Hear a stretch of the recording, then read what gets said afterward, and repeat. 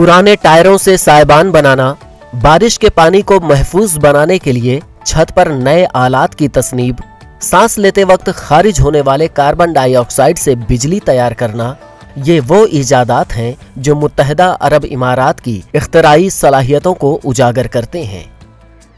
गुज़िश्ता दिनों Dubai design week का इनेकाद अमल में आया, जिसमें फ़न तामीर से लेकर जदीद टेक्नोलॉजी तक हर शोबे में इख्तरात की नुमाइश की गई। ये महज एक नुमाइश ही नहीं बल्कि आने वाली सदी कैसी रहेगी, इसका विज़न यहाँ पेश किया गया। डिज़ाइन ही वो चीज़ है जो दुबई की खासियत दुनिया के सामने उजागर करती है। यह हमारे रोल को अलग करके बताता है। बस ज़रा हटकर सोचने की ज़रूरत है, जिससे हमारा ज़ाविये नज़र बदलेगा और काम करना आसान होगा और लोगों की मेयार ज़िंदगी बेहतर होगी।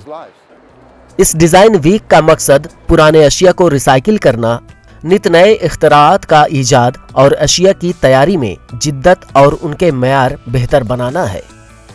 इस नुमाइश में 150 से ज़ायद इख्तराआत को पेश किया गया। ये वो अशिया हैं जिनकी मदद से इंसान की आसानी से तिब्बी जांच की जा सकती है, बीमारियों और वबाई अमराज का पता लगाया जा सकता है। वर्चुअल रियलिटी के जरिए तिब्बी जांच की जा सकती है, जिससे जिस्म के दाखिली हिस्से को रास्त देखा जा सकता है। हर इंसान की जिस्मानी कैफियत अलग होती है।